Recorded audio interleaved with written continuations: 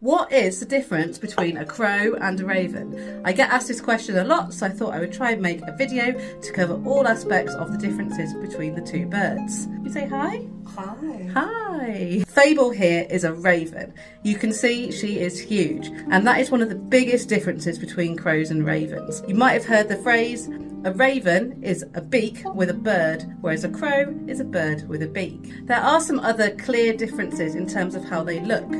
Ravens have these big, beautiful throat feathers here, and these are called hackles. On a crow, they're much smaller and flatter, but the raven has this appearance of this big, beautiful beard.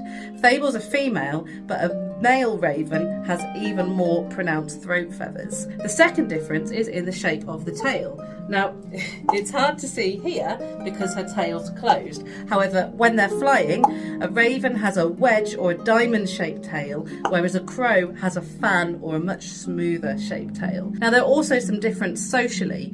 Ravens are much more solitary. They do bond for life and they will live with their partner bird.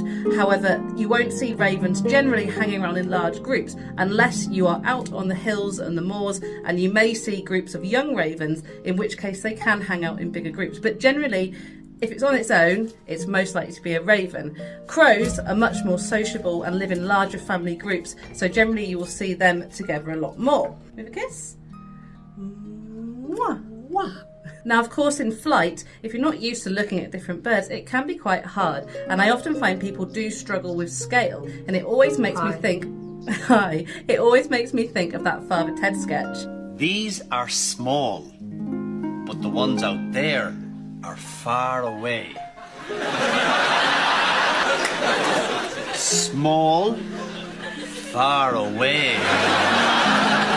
The further away a bird is, the smaller it appears. So when birds are flying very, very high, it can be hard to work it out. And that's where looking at the tail shape or the general shape of the bird will give you that clue as to whether they are a raven or a crow.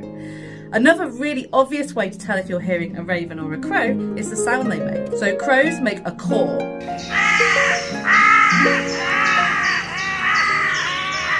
And ravens make a cronk or a gronk. And it's a very low, raspy sound. It's actually a sound that is designed to travel over long distances.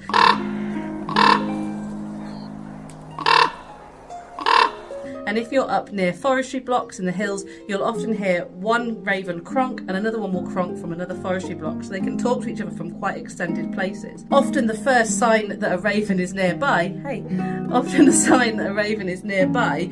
is that you will hear them before you see them, and that is actually probably the biggest skill of bird watching that you can know. Learn how they sound and you'll know what's around you, even if you can't quite see it.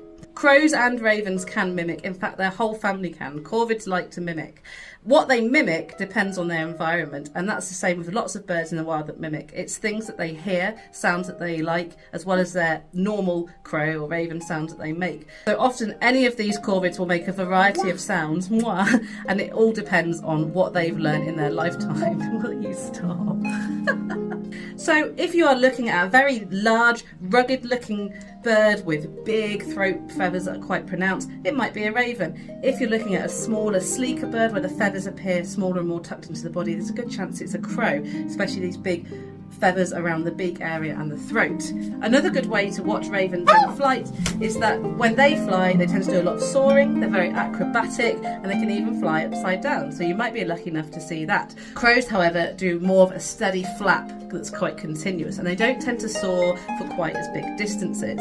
Now, if you see a corvid in your garden and you think it might be a raven, it's more likely to be a crow, and that's because crows are more urban tolerant. They are much happier socialising in the background of people and town environments, whereas we rarely see ravens in towns, with the exception of some very particular places on the earth. If you are out in the countryside, especially like here in Scotland, you're out up on the hills, in the mountains, you are much more likely to see ravens, and you will always hear them coming. Come over. So in short, I hope that gives you a good idea about a few ways to tell the differences between ravens and crows. I'm now going to go and